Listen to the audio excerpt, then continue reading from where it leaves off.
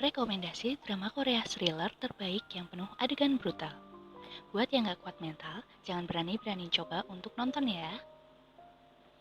Tren drama Korea beberapa tahun ke belakang memang semakin variatif, tak melulu soal kisah romantis atau rumah tangga yang klise. Tema lainnya juga mulai mendapat perhatian. Setelah banyak drama bertema selain romansa yang layak untuk ditonton, salah satunya adalah drama thriller. Drama Korea thriller juga ternyata punya kelasnya tersendiri loh, dengan ciri khas kisah yang kelam dan penuh teka-teki, serta eksekusi klimaks yang penuh kejutan. Drama Korea thriller terbaik. Tema thriller pada drama Korea juga kerap datang dengan gabungan genre lainnya, seperti misteri atau yang lebih menantang tentunya horor.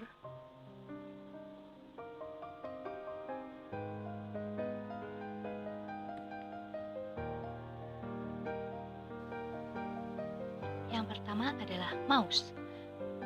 Mouse ditayangkan pada tahun 2021. Lee Seung-gi yang kini berperan sebagai polisi muda yang sedang menangani sebuah kasus dalam drama yang tayang di TVN. Kemudian Lee Seung-gi yang tergolong masih junior ini pun harus berhadapan langsung dengan seorang psikopat yang telah melakukan pembunuhan berantai. Drakor ini masih berlangsung hingga sekarang, yang direncanakan akan tayang sebanyak 21 episode.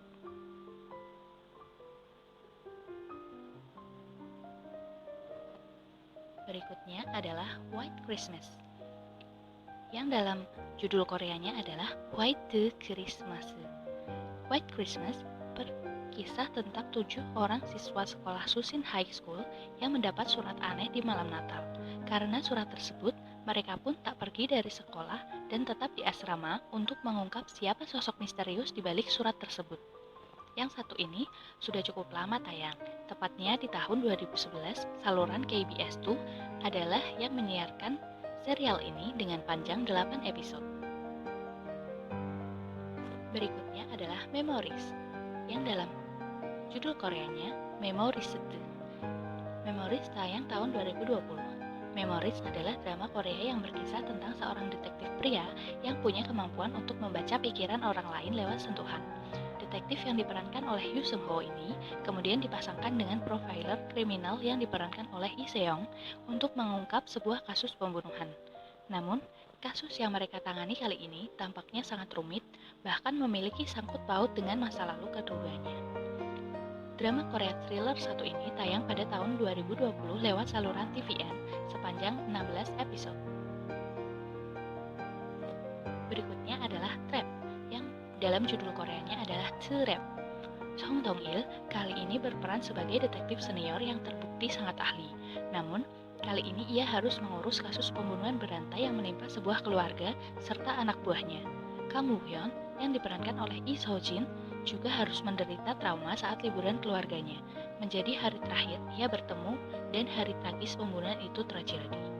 Drama berjudul Trap ini tayang pada tahun 2019 di saluran televisi OCN dengan panjang episode sebanyak 7. Yang berikutnya adalah Class of Lies, yang dalam judul Koreanya adalah Mr. Ki Ganje. Yoon Kyung-sang dalam drakor ini berperan sebagai pengacara terkenal dengan mampu memenangkan banyak kasus. Pada suatu hari, reputasinya pun mendapat ujian saat harus mengungkap sebuah kasus pembunuhan di sebuah sekolah. Ia pun menyamar menjadi guru dan mencoba untuk membongkar rahasia dari setiap murid yang dia curigai untuk mencari kebenaran pada kasus yang ia tangani.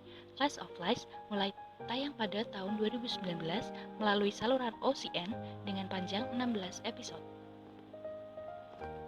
Berikutnya adalah The Game Towards Zero, atau yang dalam judul Koreanya adalah The Game O Shi를 향하여. Ok Taecyeon kali ini berperan sebagai seorang yang punya kemampuan untuk membaca kematian seseorang lewat tatapan mata. Namun, suatu hari ia tak bisa menggunakan kekuatannya tersebut pada seorang detektif wanita yang diperankan oleh Lee Yeon-hee. Pada akhirnya, keduanya pun saling bekerja sama dengan memanfaatkan kelebihan masing-masing untuk mengungkapkan kasus pembunuhan. The Game Towards Zero adalah drama Korea thriller yang tayang pada tahun 2020 di saluran MBC dengan panjang 32 episode. Yang berikutnya adalah Sweet Home, dalam judul Koreanya adalah Sweet Home. Kembali membahas drama Korea thriller yang juga diadaptasi dari webtoon, yaitu Sweet Home. Drama ini mengisahkan tentang sekelompok orang yang terjebak di sebuah apartemen. Aktor Song Kang harus menjadi tumpuan bagi para warga apartemen dari kepungan monster. Song Kang yang punya kemampuan hybrid ini dapat melumpuhkan monster dengan kekuatannya. Tak seperti yang lainnya, Sweet Home justru tak tayang di televisi Korea Selatan, melainkan eksklusif hadir di Netflix pada tahun 2020 dengan jumlah 10 episode. Berikutnya adalah Missing Nine, atau judul Koreanya adalah Missing Nine, sebuah pesawat pribadi yang membawa penumpang para artis tiba-tiba saja mengalami kecelakaan misterius. 9 penumpang pun masih bisa selamat, namun terdampar dari sebuah pulau. Namun, kemudian sebuah misteri datang saat hanya Baek Jin Hee yang berperan sebagai salah satu penumpang yang berhasil kembali setelah 4 bulan. Kisah mengenai perjuangan ke-9 orang tersebut dan mengapa hanya satu orang yang berhasil kembali, ini akan menjadi premis utama yang seru dan menegangkan. Missing Nine tayang pertama kali pada tahun 2017 melalui saluran MBC dengan panjang 16 episode. Berikutnya adalah Flower of Evil, yang dalam judul Koreanya adalah Age Coach. Aktris Moon Jae-won di drama kali ini berperan sebagai detektif yang punya kehidupan bahagia bersama suaminya yang diperankan oleh Lee Jun Ki. Namun, suatu hari sebuah kasus pembunuhan mengguncang Moon Jae-won, di mana karena hal tersebut ia akhirnya mengetahui masa lalu suaminya yang kelam. Flower of Evil tayang pertama kali di TVN pada tahun 2020. Drama tersebut hanya 16 episode panjangnya. Berikutnya adalah Missing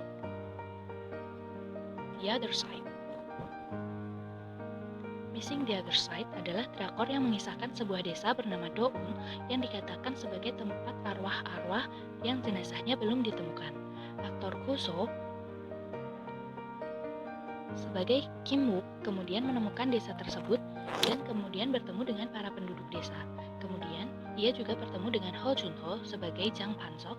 Kemudian keduanya akhirnya menjalankan misi untuk menemukan jenazah dari para penduduk yang ada di desa tersebut.